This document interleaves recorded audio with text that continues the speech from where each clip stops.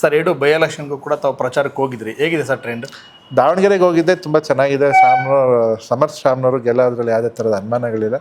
ಯಾಕಂದರೆ ಅಜ್ಜಯ್ಯನವರು ಮಾಡಿರೋಂಥ ಕೆಲಸಗಳು ಜೊತೆಗೆ ನಮ್ಮ ಪಕ್ಷದ ಕಾರ್ಯಕ್ರಮಗಳು ಮತ್ತು ಮುಖ್ಯಮಂತ್ರಿಗಳು ಮತ್ತು ಉಪಮುಖ್ಯಮಂತ್ರಿಗಳ ಒಂದು ಅತಿವೃತ್ತ ಪ್ರಯತ್ನಗಳು ಅಲ್ಲಿ ಅವರು ಕೈಗೊಂಡಿರೋ ಪ್ರಚಾರಕ್ಕೆ ನಮ್ಮ ಸಮರ್ಥ ಶ್ಯಾಮ್ನವರು ಖಂಡಿತವಾಗ್ಲೂ ಹೆಚ್ಚಿನ ಲೀಡಿನಲ್ಲಿ ಗೆಲ್ಲೋಂಥ ವಿಶ್ವಾಸ 100% ಇದೆ.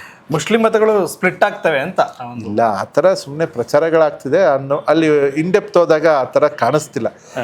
ಒಬ್ಬ MLA ಎಲೆಕ್ಷನ್ ಅಂದಾಗ ಒಂದು 7-8 ಜನ ಆಕಾಂಕ್ಷಿಗಳು ಪ್ರಯತ್ನ ಪಡೋದು ಮಾಡ್ತಾರೆ. ಸೊ ಮಾಡಲಿ, ಅದಕ್ಕೇನು ಇದಿಲ್ಲ. ಬಟ್ ನಮಗೆ ಪರ ಕಾಂಗ್ರೆಸ್ಗೆ ಮುಸ್ಲಿಮ್ಸ್ ಓಟ್ ಹಾಕ್ತಾರೆ. ದಾವಣಗೆರೆ ಬೈ ಎಲೆಕ್ಷನ್, ಎಲ್ಲೊಂದ್ ಕಡೆ ಗುಂಡ್ಲುಪೇಟೆ ಬೈ ಎಲೆಕ್ಷನ್ ನೆನಪಾಯ್ತಾ? ಖಂಡಿತವಾಗ್ಲೂ ನೆನಪಾಯ್ತು.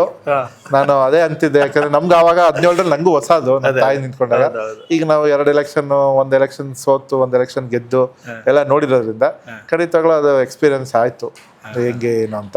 ಅವತ್ತು ಕೂಡ ಇಡೀ ಸರ್ಕಾರ ಬಂದು ನಿಮ್ಮ ಪರವಾಗಿ ಪ್ರಚಾರ ಮಾಡ್ತೀವಿ. ಇವತ್ತು ದಾವಣಗೆರೆಯಲ್ಲಿ ಕೂಡ ಮಾಡ್ತಾ ಇದೆ. ದಾವಣಗೆರೆಯಲ್ಲೂ ಮಾಡ್ತಿದ್ದೆ, ಬಾಗಲಕೋಟೆಯಲ್ಲೂ ಮಾಡ್ತಿದ್ದೆ. ಬಾಗಲಕೋಟೆಯಲ್ಲಿ ಕೂಡ ಉಮೇಶ್ ಮೆಟ್ಟಿ ಅವರು ಅತ್ಯಧಿಕ ಮತಗಳಿಂದ ಗೆಲ್ತಾರೆ ಅನ್ನೋ ವಿಶ್ವಾಸ ಇದೆ. ಸೊ ಹಂಗಾಗಿ ನೆನೆ ಕೇರಳಗೂ ಹೋಗಿ ಬಂದಿದ್ದೀನಿ. UDF ಸುಲ್ತಾನ್ ಬತ್ತೇರಿ IC ಬಾಲಕೃಷ್ಣನ್ ಅವರು ನಮಗೆ ಪರಿಚಯ. ಸೊ ಹಂಗಾಗಿ ಅವರ ಪರನೂ ಕ್ಯಾನ್ವಾಸ್ ಮಾಡಿ ಬಂದಿದ್ವಿ, ಅಲ್ಲೂ ಚೆನ್ನಾಗಿದೆ. ಹೇಗಿದೆ ಸರ್ ಅಲ್ಲಿ ಸರ್ಕಾರ ಬರುತ್ತದ? UDF ಬರುತ್ತೆ, ಮೋಸ್ಟ್ಲಿ 99% ಬರೋ ಥರ ಚಾನ್ಸ್ ಇದೆ. ನಾವು ಅದೇ ಹೇಳಿದ್ವಿ, ಬಾಲಕೃಷ್ಣ ಮಂತ್ರಿ ಆಗಿ ಬರಲಿ ಅಂತ. Okay sir, thank you.